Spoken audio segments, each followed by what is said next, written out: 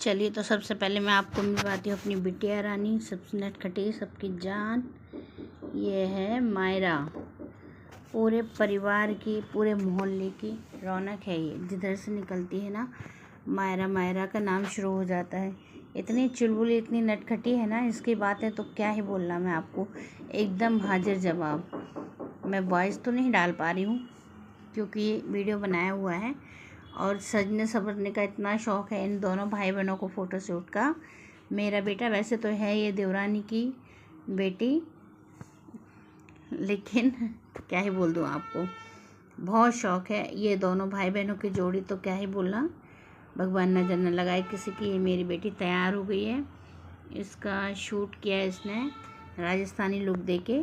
पहना तो इसने मेरी देवरानी का लहंगा, लेकिन मेरी देवरानी ने सेट करके इतना सुंदर पहनाया है कि ऐसा लग ही नहीं रहा है कि उसका नहीं है।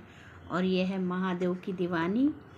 और बच्चों में शुरू से ही अगर अपन संस्कार डालते हैं तो ही सही रहता। हम सनातनियों को बचपन से ही बच्चों में बोलना चाहिए, एक लोटा जल लेके महादेव के मंदिर जाने के लिए, पूजा करने के लिए। देखिए कितनी सुंदर, आप लोग देख रहे हैं।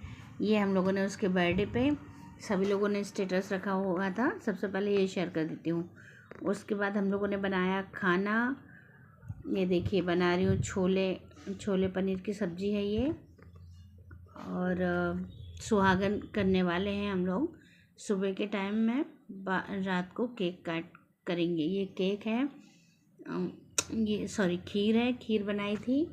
और छोले पनीर की सब्ज़ी, चले। और ये पूड़ियाँ और पकोड़े तलने जा रही है। यहाँ मेरी जेठानी है, ये बैठी हुई यहाँ पे तैयारी लगा रही है। ये देखिए, अरे भगवान, चेहरा नहीं दिख रहा है।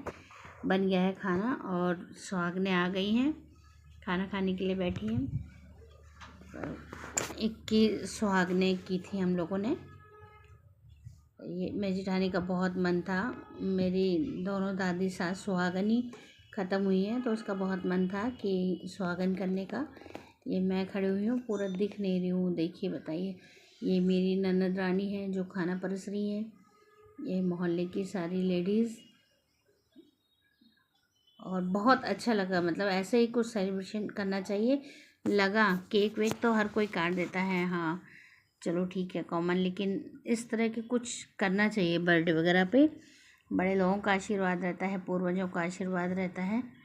तो ये खाना वगैरह खिला रहे हैं सभी लोग।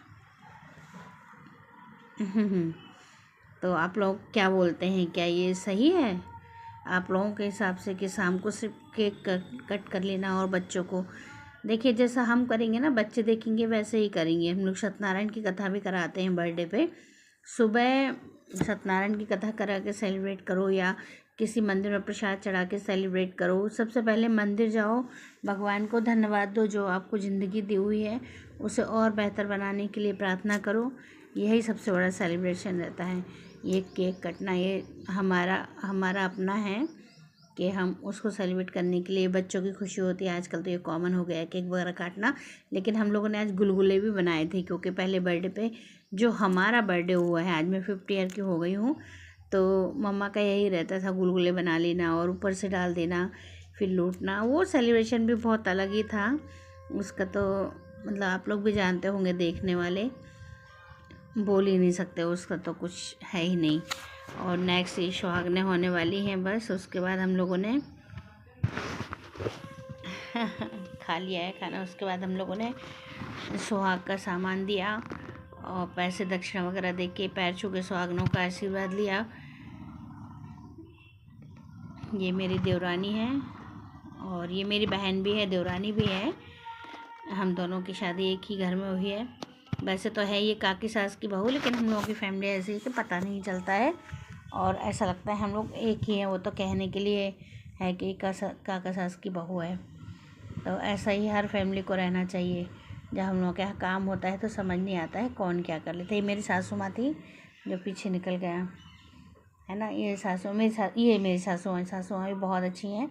ये मेरी जेठानी है और ये मैं हूँ, लेकिन मेरा चेहरा दिख नहीं रहा है, कहीं ना कहीं दिख जाए, देखते हैं। तो ये मेरी जेठानी का चेहरा दिख गया। ये मैं भी बोल रही हूँ लाओ मेरे को भी दे दो, मुझे भी हल्दी कुमकुम लगाना है। मैंने भी कुछ दक्षिणा दी सुहागनों को। और ये मेरी बहन दिखा मैं भी दिखी थोड़ी सी। ये देखिए, ये सब हो जाने के बाद में फिर अब केक कट करके बच्चों को बुला के, बच्चों वाला बर्थडे शाम को ये दिख गई हूँ मैं पूरी, यहाँ दिखी हूँ पूरे वीडियो में, कहीं भी मेरा चेहरा आया नहीं है। तो कैसा लगा आप लोगों को मेरा ब्लॉग, और कैसा लगा ये सब करना आप लोग बताइए। क्या आप लोग भी अपने घर में इस तरह का ओकेशन कुछ करते हैं तो कमेंट करके बताइए। और मुझे बहुत अच्छा लगता है लोगों को बुलाना, खिलाना, और आए वो जब पैर छूती हूँ आशीर्वाद देते हैं तो क्या ही बोलना। देखो, किसी के आगे झुकने से कोई आशीर्वाद ही देता है, कोई गलत बात नहीं बोलता है।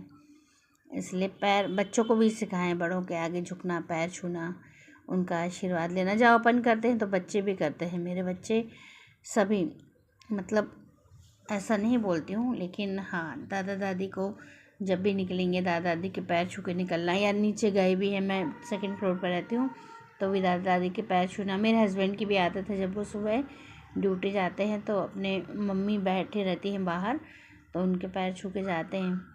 और मंदिर जाके रोज़ आशीर्वाद लेना, जल दे के पैर छूना। तो यही बच्चे देखते हैं, तो यही मेरे बच्चे भी करते हैं। मंदिर से आकर जल देते हैं महादेव का। हम लोगों को हर हर महादेव बोलते हैं, हम लोग संबोधन ही यही करते हैं, हर हर महादेव। हेलो और हाय वगैरह नहीं होता है। मेरे बच्चे भी हर हर महादेव ही कॉल करते ही हर हर महादेव बोलते हैं।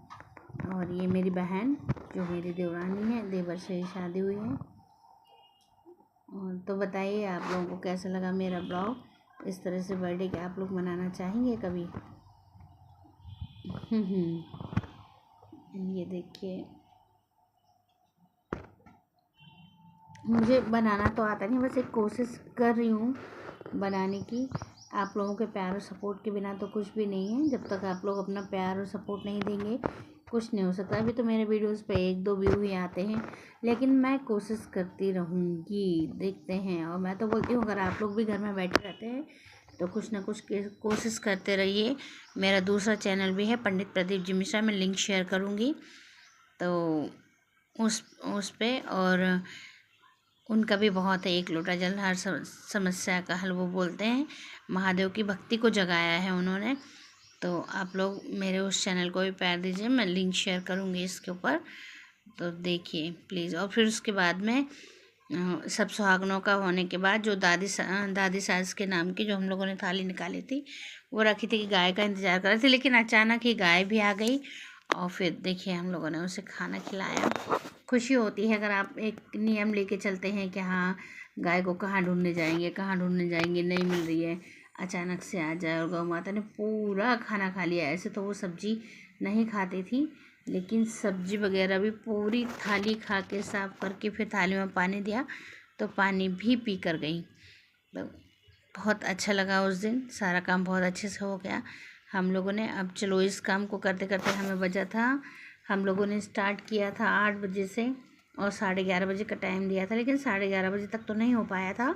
12:30 बजे हम लोगों ने सुहागनें बिठाई थी, और 2 बजे हम लोग इस काम से फ्री हो गए थे। फिर हम लोगों का खाना वाना खाते, हम लोगों की फैमिली भी बड़ी है, तो खाना वाना खाते 4 बज गया था। उसके बाद नेक्स्ट स्टेप था मायरा के बर्थडे की तैयारी करना, रूम डेकोरेशन करना। फिर उसके बाद चलिए मिलते हैं अगले ब्लॉग में, बताऊँगी बर्थडे कैसे सेलिब्रेट